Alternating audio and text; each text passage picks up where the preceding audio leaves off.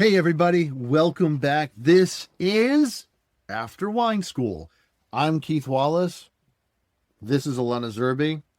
And today we are talking about sustainability.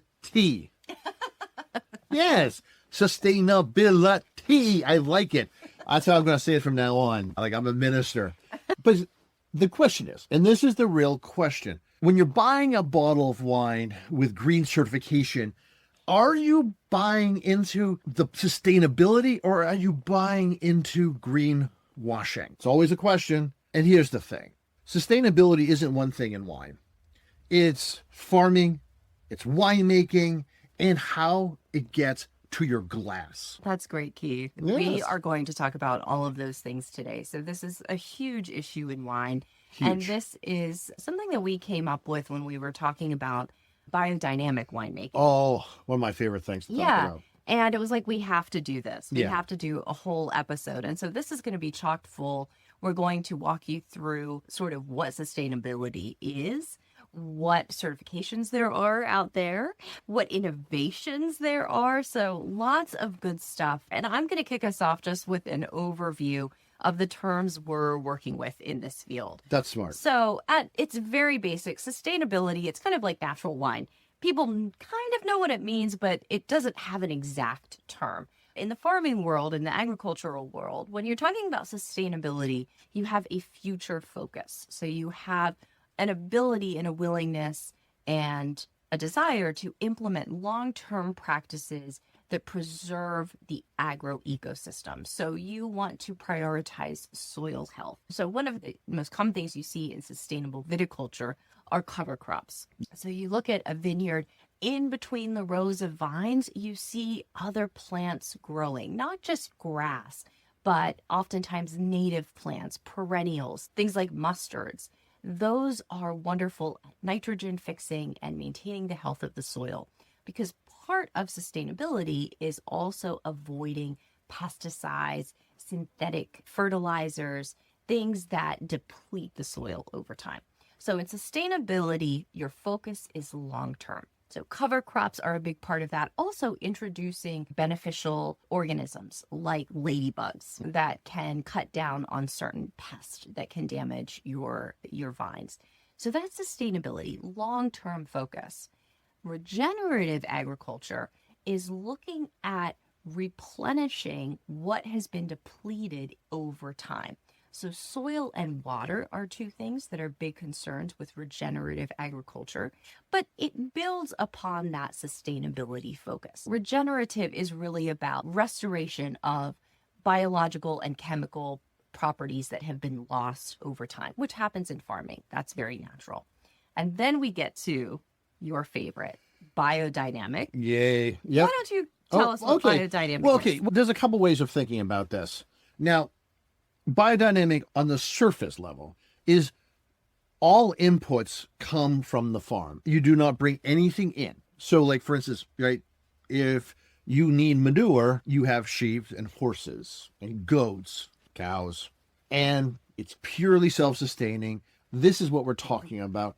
And it's a beautiful way of doing things. There's a lot about it that I love, and it's structured on science and really good practices, but it's dressed up like a religion. Mm-hmm. So it's good science, good agricultural practice dressed up as a religion following the lunar calendar. So biodynamic farming was a philosophy that was started by Rudolf Steiner in the 1920s, and it really is closer to a religion. There's a lot of spiritual elements, a lot of cultural elements, but at its foundation, it does incorporate sustainable and regenerative principles, and there's a lot of science that has backed it up. It is actually phenomenal. Like the stress levels in vineyards, especially in droughts, is shown like consistently we're getting better products in biodynamic. And I think it's just because we execute more. Like, you know, it's easy to execute when it's a part of like your daily practice. And it's also part of, like, you know, it's winemaker yoga. That's what it really is. Like if you keep with the practice, it works. Mm-hmm. And I also want to mention that biodynamic farming is actually what was incorporated in Burgundy and Champagne in the 20th century. It was applied to vineyards that had really been damaged through many decades of use, but also after World War II. And so Yes. it is beloved, especially by French winemakers. Very, very high-end winemakers employ these practices. Oh, yeah. And then finally, I want to mention organic. So organic is not unique to winemaking. Organic is, at least in the U.S., a program administered by the USDA. It is about avoiding synthetic pesticides and fertilizers. You cannot use GMO crops, but it is heavily reliant on record keeping by the winery, inspections, and the certification itself is quite expensive. So organic is something that is very top down. It's very hierarchical, although its goals are similar to what we mentioned with sustainability. Absolutely. And I think let's just talk about the certifications a little bit here. Yeah. Now, I'm going to jump onto the USDA organic. So the phrase organic has lost a lot of value in America, largely because of how, I will say, USDA treated this. It went from being something that was highly sought after, and now, even if you're organic, oftentimes you're not going to put it on your wine because it has negative connotations. And this has been going on for several decades now. Why is this? Well, how the EU sees organic is in vineyard practices. Are you organic in your vineyard practices? Not in how you make the wine. In the US, a lot of vineyards are organic, but to have it called organic on the label means you also cannot use any preservatives. Now, this is a problem. This is a huge problem because the only preservative we use is naturally occurring in wine, which is SO2, or we call it meta, or you would probably know it as sulfites, right? That's the only one, and it's in very, very low levels. But the level they put it at was so low that even if you make your wines without any SO2, you may actually have it above their level. Wow. And that's largely due to the fact that when you ferment things, it produces SO2. And we add a little bit more to ensure that the wines don't just last for 6 months or a year, but might last in a bottle for like 5 to 10 years or more. That's why we do it. And it's at such low levels. A fig Newton has more sulfur compounds than a bottle of wine, or actually even a case of wine, to be honest. So this is a problem. So that certification is useless because oftentimes to get there, you actually have to use other products to actually preserve your wines, which are not going to be really nice.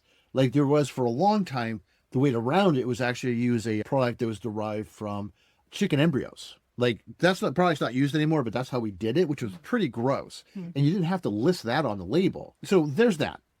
But biodynamic didn't go down that route. Now, biodynamic certification, like for instance, Demeter and SIP, and there's a couple of others that are really great. Lodi does a good one. There's a couple others. Demeter is the official certification for biodynamic. Biodynamic. I just want to make that. That's actually, we should say, the other ones were local. Demeter is the big one, international. And it's fantastic. How it focuses and how it implements, it's outstanding. But that comes with a cost. And that's the hard part about that. To do that and to make sure you're following all their incredibly stringent rules, that annual cost is somewhere going to be another around $10,000 to $20,000 for compliance that they wouldn't have to do if they were just going biodynamic on their own. So this is a big problem about the economics of the whole situation. Right. And there's a tension here, too, where you were mentioning when we were talking about this offline earlier, that for some small farmers, it's almost offensive that you would assume that they are not sustainable. Oh, thank you. In some way. No, that's true. Because when you come down to it, no winery wants to spend money that they don't have to. For certifications, we don't like the fact, small wineries, I'll speak for all of us, we don't like the fact that we're compared to them, who probably are not organic or probably have really industrial practices, whereas those of us who only have like 3 or 4 employees, we want to make the healthiest, most beautiful product because we drink it ourselves. We never want to put down sprays. We never want to do anything we don't have to. So we are probably practicing organic or close to it just because our nature, because we're only producing 15,000 cases a year. We're not producing millions of cases. So that's the big thing. And I do personally find it insulting that I have to differentiate myself from a mass producer when it should be obvious. It should be obvious. Just come, anytime I work in a vineyard, the first thing I do is, I put in raptor nests. And so you'll see the dead bunnies. You'll see them. Why? Because the raptors like, bunnies are delicious. And it's really embarrassing when you take someone through a vineyard and there's, a half-eaten rabbit. But that's a part of being, like, say, biodynamic. You can see it in the vineyard. You can actually see how messy it is.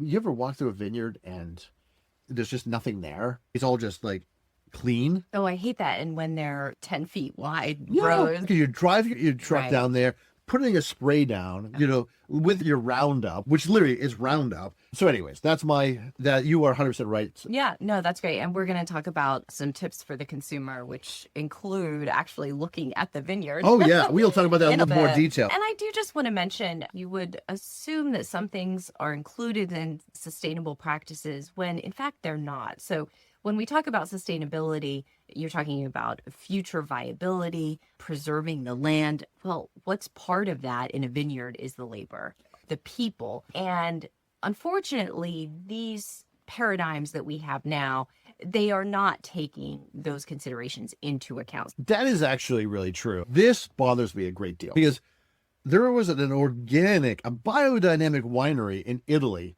that actually was found to be utilizing slave labor.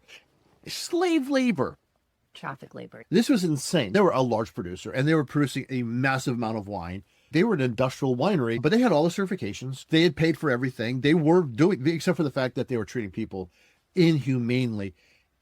But they got all the reflected glory, all of it, being sustainable and beloved and natural and all that. Everyone. Actually, a point. I'm not going to say who they are, obviously, because you can look it up. Like, that's the one thing I'm really proud of with American production, that we traditionally and continually actually pay very well because we're trying to make an elite product and we need to have people well trained. So let's talk about some winery practices, some specific things that wineries can do. Yeah. Absolutely. That fall under this rubric. The biggest one, like one of the biggest unsustainable things about a winery is our use of water. We use so much water. You may be using up to 10, 20 gallons of water per bottle of wine that you produce. So there's a huge amount of water. That is a huge piece. So the things that we're doing, first off, dry farming. Now, this is an old way of making wine, is actually not having any irrigation whatsoever. Mm-hmm. Other things, we're using very controlled irrigation. So instead of just irrigating, like spray irrigating, now what we're doing is we have machine learning, also known as AI now, systems tying in the entire vineyards so that you can sense evaporation, sense heat, because water evaporation is a good sign that your heat index is going too high. Or also checking for stress levels within vineyards, not just vineyards, but even small blocks. And we're doing that with satellite imaging, but also now drones as well. And then only watering the tiniest amount right at the head of the root so that we have almost no loss whatsoever. Now, also CO2 capture is starting to happen. Now, carbon dioxide is fantastic to push away oxygen. That's what it does. We can reuse that and reuse that in the winery to do similar things. We usually use argon, which is very expensive. Some places are utilizing CO2. But what we're also doing is there's now systems where you can actually store it, repackage it so that's ready for resale to breweries, because breweries use a lot more CO2 and they pay for it. So now we can actually have this renewable resource. Wow. There's also yeast being engineered to produce less CO2 as well. Finally, the other thing that we've been doing forever is actually utilizing our byproduct. What it used to be was that the yeast, the grape skins, everything else would just get thrown away. Mm-hmm. Now it's being reutilized actually in agriculture. That turns into a really wonderful nitrogen fixing kind of fertilizer. Yeah, compost. If we can actually capture CO2 efficiently and then resell it or reuse it, there's less cost. There's a term that I use and a lot of other winemakers use as being a lazy winemaker. And I've used it in this podcast before, and it's not a negative. It's not saying I'm not going to do anything. I just don't want to spend or do anything I don't have to do.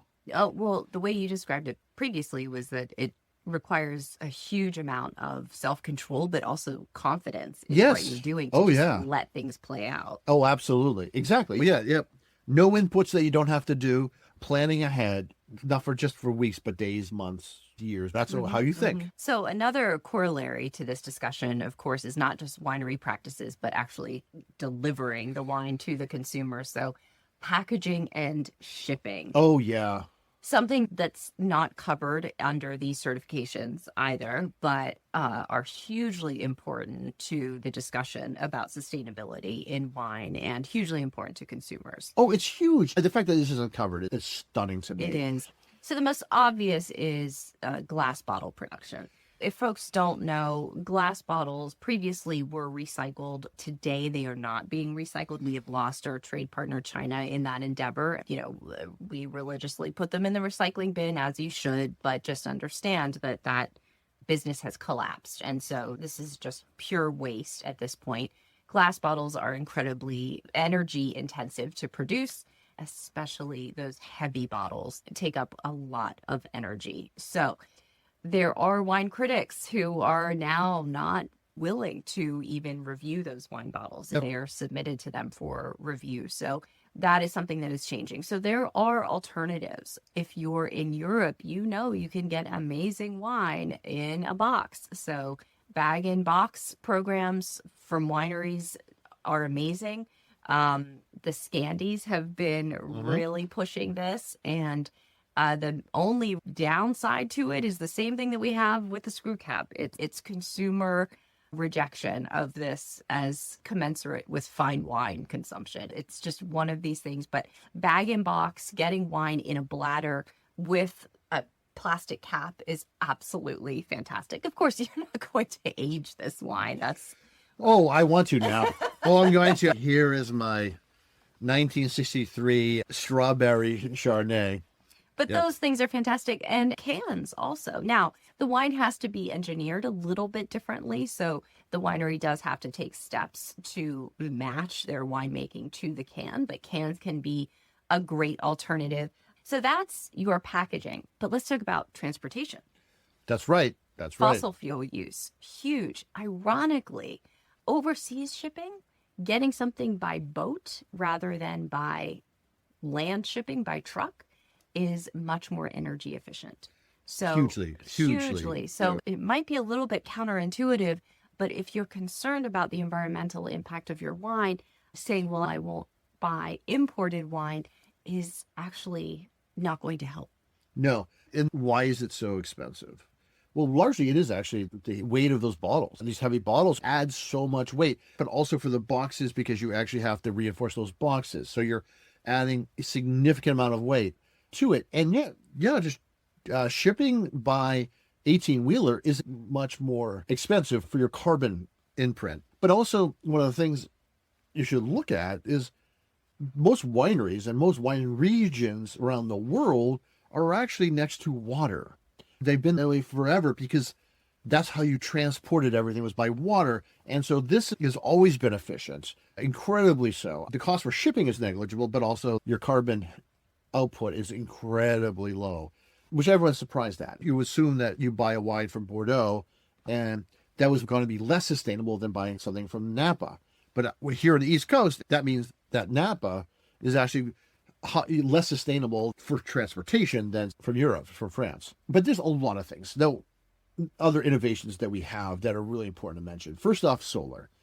Now, this is a, of course, moment because we make wine in places where we have a high level of sunshine, like a lot of degree days, a lot of sunshine. So these are perfect. So a lot of wineries now, are self-sustaining that way. And that's actually great as well, because then you don't have to be tied into the grid. Other things that are happening where you're seeing tests being done on having solar panels actually above vineyards in places that are a little hotter, that maybe have too much sun. And they're finding that's incredibly effective as well, to actually having very specialized solar panels over the vines. That's amazing. So I love this. So yeah, solar is huge. You see a little bit of wind power coming in. There are plenty of places that have access to wind. Like for instance, the Mistral in the Rhone Valley, you're starting to see a lot of windmills in that area to take advantage of that. It's great for the vines. It's also great for energy production. The other thing, you mentioned cover crops. Mm-hmm. And I want to point this out. Everyone can do this. So cover crops make sense. Like people now, their lawns, like they're adding clover to them. Why? Because grass pulls up the nitrogen and nitrogen fixes it. And it adds to the soils. every year. So you get healthier and healthier soils year in, year out. It's good for lawn, it's good for vineyards.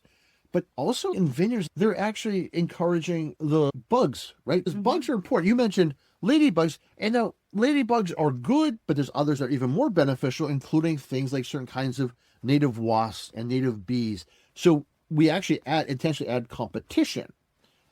All of this. We even use it now to encourage certain bugs and animals to not go into the vineyards. So we can actually have around the vineyards, we'll have specific kinds of crops that, like, say, glassy winged sharpshooters will hang out in instead of coming to the vineyards, things like that. And this is great because this is also things that you can do at home too, by the way. If you want ticks or mosquitoes to go elsewhere, right, there's things you can plant that discourage them being near you, but then plant other things to encourage them to be elsewhere. So, well, you're kind of segueing into some great advice, some takeaways that Yes. we hope people glean from this episode. Yes, absolutely. Start incorporating biodiversity and cover crops, some integrated pest management principles into your gardens, your yards. That's a wonderful thing. But also, as wine buyers, look for the less heavy bottles. Vote with your pocketbook. And if there is some great wine that's in an alternative package, support it, buy it. Vote with your dollars. Like you mentioned Kathy Corzon. You ever notice how she uses really lightweight bottles? So the next time you see a heavy bottle, just put that back and say, F that. Let's grab that lighter bottle. What they're saying is, oh, we are actually more interested in sustainability than actually getting the sale. Hell yeah, buy that one. That's a badass fucking product. Yeah. Yeah, trust it. Buy it. Vote with your money, people. Vote with your money. And then when it comes to certifications, you know, I always, if I'm looking at a tech sheet and I see there's some type of sustainability certification, that's always of interest. And I give tip and a hat for sure. But I also think it's really important to remember what we talked about earlier, which is the cost associated with these certifications. One of the best things you can do to be an informed consumer is do a site visit. Visit the vineyards themselves. Ask questions. See how they're tending to their vines. You can always assume that a winery will do what their neighbors do. We live in small little towns. Winemakers all hang out with each other. Winery owners all know each other. We share a culture. We're sharing actually people like employees and services, everything. So if something's very popular in one area, say like organic winemaking, then you can assume that everyone's doing it. Largely because if everyone's doing it and you're the odd man out, you're not going to get invited to those cool parties. If you're not doing biodynamic and everyone else is, like, Pressure is real. it's real. And especially because the costs drop when everyone else is doing it, because there's such a level of knowledge there and level of expertise that the cost drops significantly. So, like, for instance, if you're looking at a very high altitude wine region, like say Mendoza in Argentina, they're actually by default organic because they don't ever have to put down sprays. They're way above the line where you can even expect to have any kind of major pests. And it's so dry that you're not going to have to be worrying about mildews, well, especially the white ones. Or like, for instance, like Loire Valley, if you were not biodynamic, you're going to be a freak show. People are just going to wonder, do you kill puppies for fun? Like, what the hell's wrong with you? But it's a complicated issue. Hopefully this was informative and helps you to have a good discussion the next time you want to talk with a winemaker or somebody in the wine trade or just a friend about sustainability in wine. Oh, absolutely. All right, folks, this was wonderful. Coming up for you next time, we are going to do sort of a build your palate part 2. So we're going to be talking about taste sensations, acid, sweetness, bitterness on your tongue. So tune in for that. Oh, that's fantastic. A little peek into our L2 program and all that. That's good. That'll be awesome. But folks, did you like this? You did, because you're still listening.